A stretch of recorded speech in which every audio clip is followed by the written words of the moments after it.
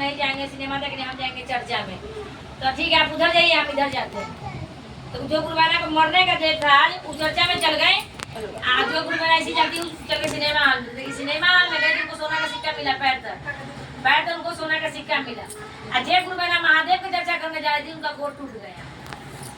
पर्वत पहाड़ पर महादेव शंकर भगवान पार्वती जी बैठे हुए थे, तो देख रहे थे। तो कहा कि इसे गोड़ टूट गया, जैसे गुरुवाना पार करे वैसे गोड़ गया टूट।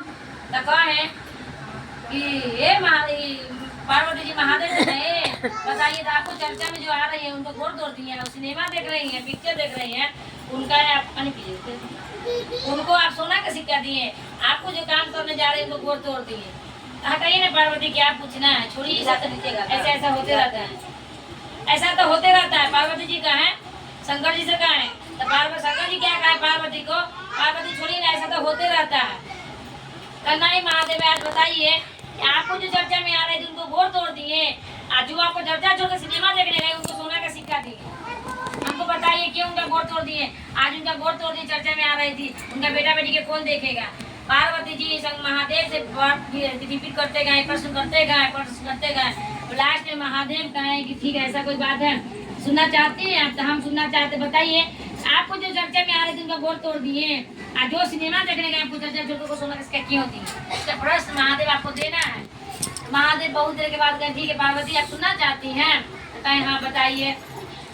देखिए कहा जाता है, हम लोग सुनते आ रहे हैं कलयुग से, कभी से सुनते आ रहे हैं कि बर्मा का लिखा हुआ लकीर कम मट मिट नहीं सकता है, लेकिन हमारे यहाँ पर नमः शिवाय करने से कम सकता है। तो शंकर भगवान बताए पार्वती जी को कहे कि मेरी चर्चा में आई इसलिए इसको गोड़ तोड़ दिए, उसको आज मर जाना था, तो बेटा बेटी कौन देखता। आज जो घर में चर्चा में नहीं आती, घर में रहती तो मर जाती, उनका लिखा हुआ था उतना ही दिन का जीवन दान। लेकिन हमारे काम करने आए, चर्चा करने आए, चर्चा सुनने आए, यही स्थिति में उनका हम गोड़ तोड़ दिए। गोड़ तोड़ दिए पार्वती, तो 2 महीना 3 महीना बिछौना पर रहेंगे, फिर बाल बच्चा को देखेंगे। आज यदि मर जाते तो बेटा बेटी कौन देखता।